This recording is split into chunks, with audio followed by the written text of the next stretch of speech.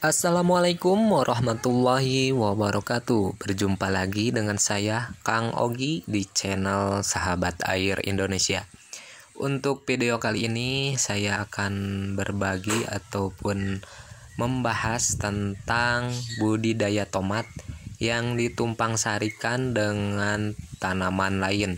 Dalam hal ini saya menumpang sarikan tanaman tomat dengan tanaman sawi dan juga sawi putih. Jadi dalam satu bedengan kita akan tanam 3 jenis tanaman.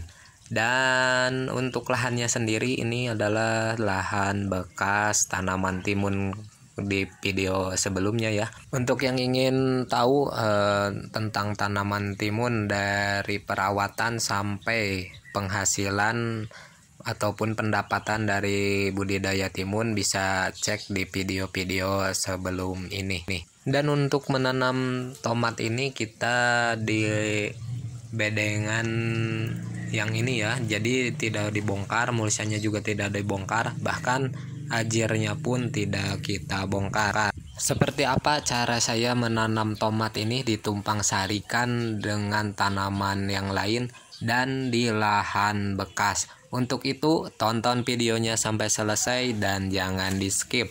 Dan yang baru bergabung dengan channel ini jangan lupa klik tombol subscribe-nya.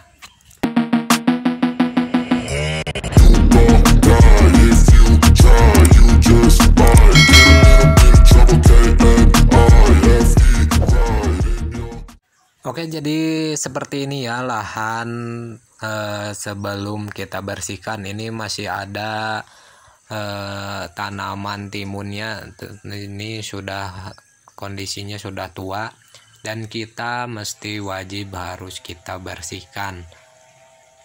Kenapa kita harus bersihkan? Karena ini tanaman daun ataupun bekas timun ini sudah tua dan menyimpan ataupun mengandung banyak sekali bakteri ataupun jamur ataupun hama-hama yang mengganggu tanaman kita. Jadi dikhawatirkan jika kalau tidak dibersihkan nanti akan terinfeksi dengan tanaman yang kita akan tanam, dan dalam hal ini kita akan menanam tomat.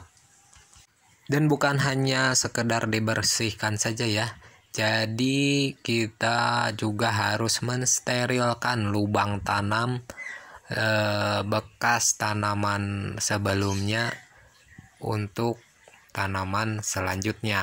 Dalam hal ini kita untuk mensterilkan lahan ataupun tanah, kita menggunakan 2 macam bahan ya. Yang pertama fungisida dan insektisida.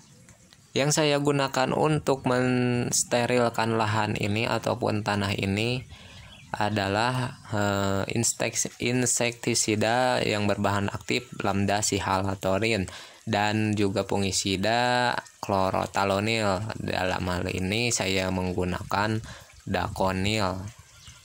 Hal ini saya lakukan untuk upaya pencegahan untuk hama, jamur, bakteri, dan serangga-serangga yang memakan tanaman yang akan kita tanam. Untuk dosisnya sendiri saya di sini menggunakan lambeta itu atau kandungan yang mengandung lambda sihalatorin itu 1 tutup kemasan ya. Penggunaan lambeta ini bertujuan untuk membunuh ulat di dalam tanah maupun serangga-serangga yang ada di dalam tanah yang dapat merusak perakaran ya. Untuk klorotalonilnya ataupun dakonil yang saya gunakan di sini adalah sebanyak 2 sendok makan. Kedua bahan tadi kita jadikan ataupun kita campurkan menjadi satu ya, dan kita aduk-aduk sampai benar-benar terlarut dan merata. Setelah itu kita masukkan ke dalam tangki sprayer kita. Ini tangkinya saya gunakan yang 16 liter ya. Setelah kedua bahan tadi kita masukkan, lalu kita tambahkan air. Dan untuk selanjutnya kita aduk-aduk terlebih dahulu agar air dan pestisida ataupun insektisida dan fungisida tercampur dengan rata. Bisa digunakan dengan cara seperti ini ya. Jadi sprayernya itu dinyalakan dan dimasukkan ke dalam tangkinya. Dengan sendirinya maka akan terlarut dan tergabung dengan ataupun tercampur dengan air tersebut. Setelah terasa tercampur rata, kita dapat langsung menyemprotkan ke lahan kita. Untuk penyemprotan kita bisa melakukan dengan metode seperti ini ya. Ini bertujuan untuk membunuh OPT ataupun organisme pengganggu pada tanaman. Ini adalah OPT yang bekas tanaman timun ya. Jadi kita semprotkan menyeluruh ke bagian bedengan kita ya, karena cenderung OPT ini berkeliaran di bedengan ataupun di luar lubang tanam. Dan untuk cara kedua, kita bisa menyemprotkan cairan tadi langsung ke lubang tanamnya ya. Jadi ini lebih efektif.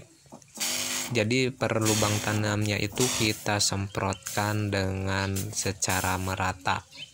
Setelah 1 hari penyemprotan, kita dapat melakukan membuat pelubangan pada lubang tanam ya. Jadi kita bisa melakukan pelubangan lubang tanam ini dengan 2 cara. Yang saya gunakan di sini menggunakan ini ya. Ini adalah kayu yang dibuat runcing ujungnya dan ditancapkan, dan terbuatlah lubang sekitar 10 cm.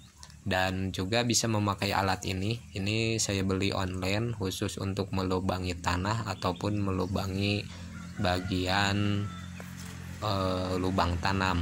Jadi caranya ditekan seperti ini, diputar-putar sedikit dan tanah akan terbawa ataupun tersangkut ke dalam alat ini, dan kita tinggal pencet dan keluar. Ini sekitar 15 cm ya tanah yang terlubanginya itu. Setelah semua lubang tanam terlubangi, di sini saya untuk dasaran menggunakan kapur dolomit ya, dan juga pupuk dasarnya itu subur ijo kalau di sini ya. Ataupun teman-teman di luar sana bisa menggunakan pupuk Ponska Plus, SP36 ataupun NPK 1515 ya. Bisa menggantinya kalau tidak ada subur ijo ya. Tetapi di sini saya menggunakan subur ijo dan kapur dolomit. Ini bertujuan untuk menetralkan tanah, dan si subur ijo ini untuk menyediakan makanan ketika sudah bermunculan akar-akar baru dari bibit yang ataupun tanaman yang kita tanam. Cara yang saya lakukan adalah mencampur kedua bahan ini ya, dolomit dan pupuk dasar ini menjadi satu. Kita campurkan terlebih dahulu, aduk-aduk sampai tercampur dengan rata.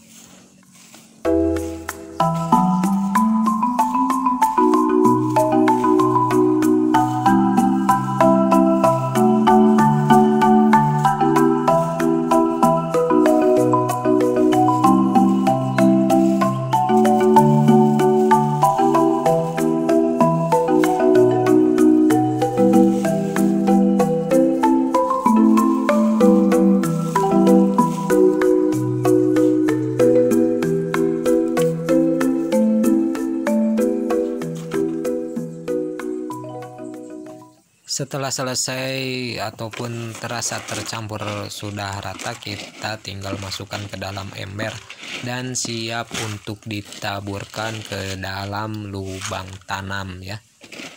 Untuk dosisnya sendiri ini saya takarannya kira-kira ya. Jadi hanya berdasarkan insting saja ya.